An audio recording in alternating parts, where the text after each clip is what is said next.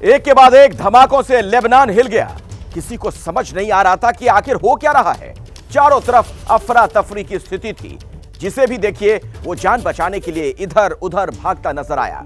एक साथ सीरियल धमाकों ने हिजबुल्लाह को हिलाकर रख दिया। लेकिन उससे भी ज्यादा इस बात ने सभी को चौंकाया है, ये धमाके पेजर के जरिए अंजाम दिए गए। वो पेजर जिसे हिजबुल्लाह के लड़ाके एक कवच के तौर पर देखते थे। गुजरे जमाने की ये कम्युनिकेशन डिवाइस अचानक से हिजबुल्लाह के लड़ाकों के लिए बम बन गई। तस्वीर देख रहे हैं आप, किस तरीके से अचानक से अफरा तफरी मची। एक साथ कई जगहों पर ये धमाके हुए। तो लेबनान में पेजर ब्लास्ट कैसे हुआ, किसने किए, इसे लेकर लगातार नए नए दावे भी सामने आ रहे हैं। कई खुलासे हुए हैं। इन सब के बीच हिजबुल्लाह का दावा यही कि इजराइल की सेना ने पेजर तक हाई वोल्टेज वेव भेजी।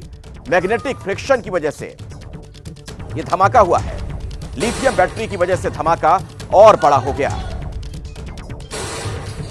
तो हिजबुल्लाह कमांडर ने यह दावा किया है और इन सब के पीछे इजराइल का हाथ बताया जा रहा है कि वहां के सेना ने इसे अंजाम दिया है। यह पूरी जो साजिश है, जो कॉन्स्पिरेसी है, उसके पीछे इजराइल। तो हिजबुल्लाह के तमाम जो लड़ाके थे वो इस घटना के बाद से बहुत डरे हुए हैं। 500 लड़ाके घायल हुए हैं इसमें। और एक साथ बिल्कुल हर जगह पर धमाका हुआ, एक के बाद एक। जो तस्वीरें वहां से अब सामने आ रही हैं, आप देख रहे हैं। कोई सामान खरीद रहा था, कोई बाजार में मौजूद था, कोई घर पर था, और अचानक से यह धमाका हुआ, पेजर फटने लगे। तो जो जानकारी हमें मिल रही है उसके मुताबिक बताया जाता है कि इजराइल की सेना ने इस पेजर तक, यानी जो लोग इसका इस्तेमाल कर रहे थे, हिजबुल्लाह के जिन लड़ाकों के पास ये पेजर थे, वहां हाई वोल्टेज वेव भेजी गई।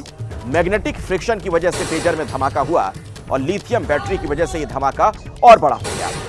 इसी खबर पर और ज्यादा जानकारी लेते हैं। मेरे सहयोगी जगविंदर पटियाल इस वक्त हमारे साथ न्यूज रूम से मौजूद हैं। जगविंदर, और क्या पता चल पा रहा है इस घटना को लेकर? देखिए, पता ये चल पा रहा है कि इस पेजर की बहुत सारी खासियत थी और इसीलिए हिजबुल्लाह ने इसे चुना था, क्योंकि खासियत ये थी कि ये 85 घंटे तक बिना चार्ज किए रह सकता है, ये टूटने का इसका खतरा नहीं रहता, ट्रैकिंग मुश्किल होती है, वाटरप्रूफ है। तो आप ये देखिए कि 25-30 साल पुरानी टेक्नोलॉजी को हिजबुल्लाह सिर्फ इसलिए इस्तेमाल कर रहा था क्योंकि उसे लगता था कि इजरायली फोर्सेस इसको ट्रैक नहीं कर पाएंगी, लेकिन उन्होंने उसे ट्रैक कर लिया।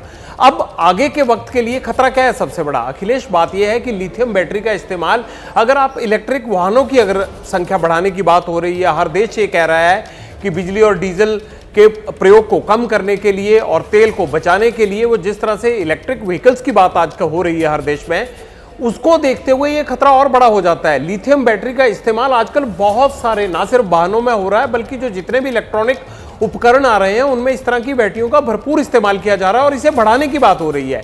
ऐसे में ये खतरा जो कि लेबनान से खड़ा हुआ है, ये खतरा पूरी दुनिया के लिए, क्योंकि किसी ना किसी देश की कहीं ना कहीं दुश्मनी चल रही है। अगर ये टेक्नोलॉजी एक पेजर में इस्तेमाल हो सकती है तो फिर आप ये मान लीजिए कि ये हर उस देश के लिए बड़ा खतरा है जहां जहां लिथियम बैटरी के इस्तेमाल का प्रयोग बढ़ने वाला है। जगविंदर, ये क्या मोसाद के काम करने का ये तरीका है, वहां की सेना के काम करने का ये तरीका है कि तकनीक का जो भरपूर इस्तेमाल होता है? देखिए, वो ऑलराउंड वर्क करते हैं। आज की बात नहीं है ये। आप अगर देख लें कि दूसरे विश्व युद्ध में जर्मनी में जिन जिन कमांडर्स ने जूइश लोगों पर अत्याचार किया या उनको जेलों में डाला या उनका मास किलिंग की, नरसंहार किया, उन सब लोगों को इन्होंने किस तरह से ढूंढा, कैसे कैसे ये फ्लाइट्स को जो है अरेंज करके और उन कमांडर्स को बिना उस देश को पता चले हुए किस तरह अपने देश में पहुंचा देते थे। तो ये मोसाद या वहां की जो सिक्योरिटी फोर्सेस या जो इंटेलिजेंस एजेंसीज हैं, ये CIA यानी बड़ा क्लोज कोऑर्डिनेशन में काम करती हैं अमेरिकी का जो सेंट्रल इन्वेस्टिगेटिव एजेंसीज हैं उनके साथ मिलकर, और इनके बहुत सारे ज्वाइंट सेंटर भी चल रहे हैं। अगर इनकी तकनीक की या इनकी कार्यशैली की बात करें तो उसका कोई सानी नहीं है। और ये भी बात है कि यहूदियों के खिलाफ जब जब जिस जिस देश से आवाज उठी, उनको किस तरह से उनकी एजेंसियों ने, चाहे वो ईरान हो, चाहे वो जर्मनी हो, चाहे वो अन्य मिडिल ईस्ट के देश हों, उनको वहां पर घुसकर किस तरह से उन्होंने ना सिर्फ अपने देश तक पहुंचाया, उनको मारा, ये सब उनके लिए जो है वो बहुत सामान्य बातें हैं। लेकिन बड़ी बात क्या है कि वो अपने आप को अपग्रेड करते रहते हैं। मोसाद हो या वहां की बाकी सिक्योरिटी एजेंसीज हो, वो अपने आप को अपग्रेड करते रहते हैं। उनका दुश्मन जिस चीज को इस्तेमाल कर रहा हो, वो चाहे न्यूक्लियर पावर की बात हो या फिर वो पेजर की बात हो, वो वहीं जाकर उनको धराशायी करते हैं। इस मामले में उनका कोई मुकाबला नहीं है और अमेरिका का इनकी सिक्योरिटी एजेंसीज को बहुत बड़े स्तर पर बैकअप है। बिल्कुल। और इस बीच मेरे साथ संजय कुलकर्णी साहब भी जुड़ चुके हैं, सीधे उन्हीं के पास मैं आपको लिए चलता हूं। ये जो घटना घटी है, जो तस्वीरें कुलकर्णी साहब सामने आ रही हैं, बड़ी चौंकाने वाली तस्वीर है। मतलब ये तो ये बताता है कि आने वाले समय में युद्ध का पूरा गणित बदल सकता है।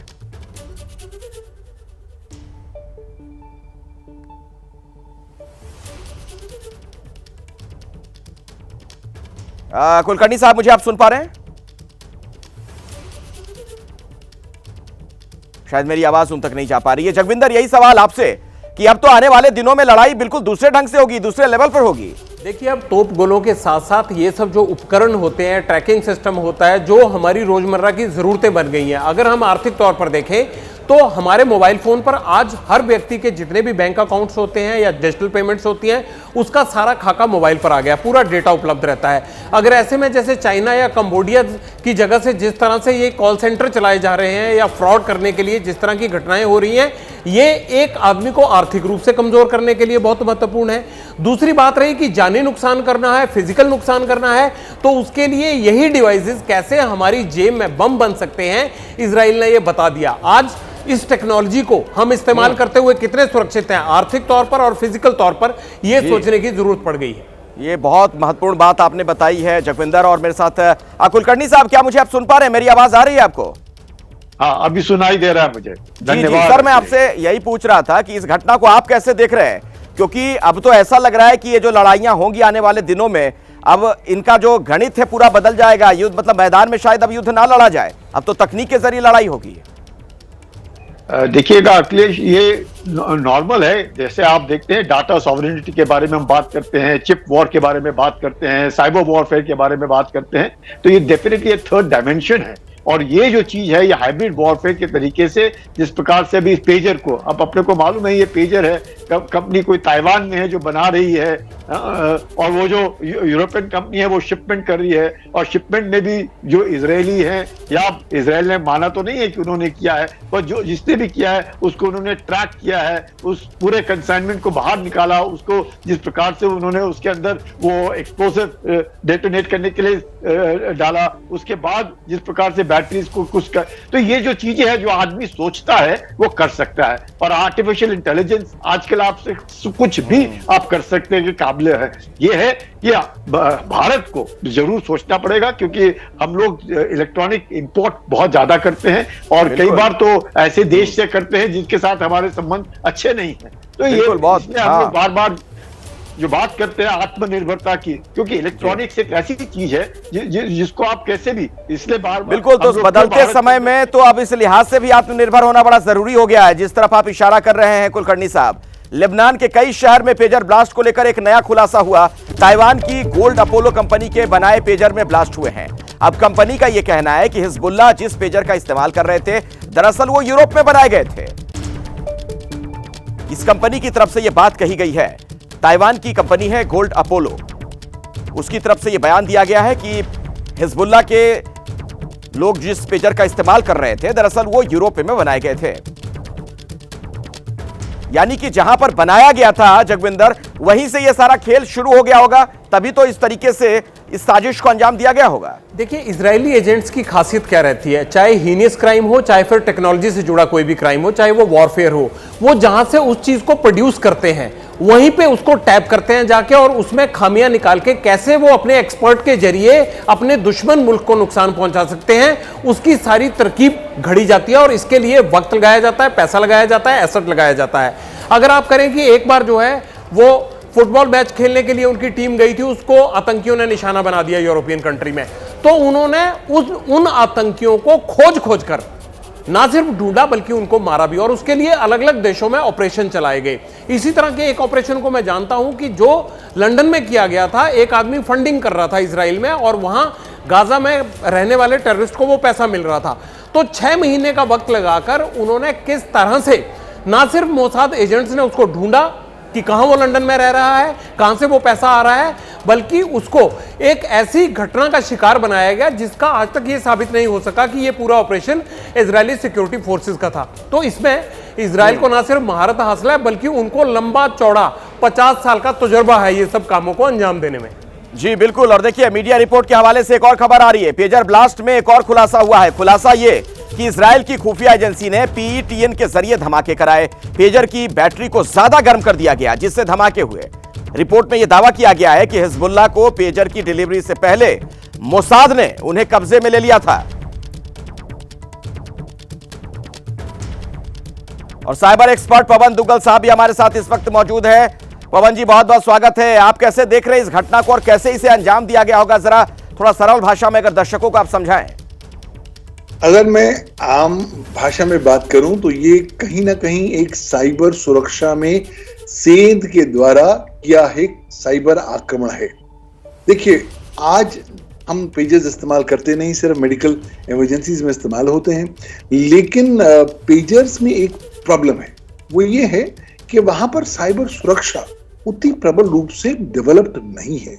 इसकी वजह से ही आज ये जो हुआ है इसलिए हो पाया है क्योंकि ये किसी न किसी स्टेट या नॉन स्टेट एक्टर ने इस मोबाइल इस पेजर इकोसिस्टम में घुस के आपने न केवल सेंध करी बल्कि साथ ही साथ आपने जानबूझ के इस तरीके से अपने इंस्ट्रक्शंस दी जिसके माध्यम से ब्लास्ट हुआ।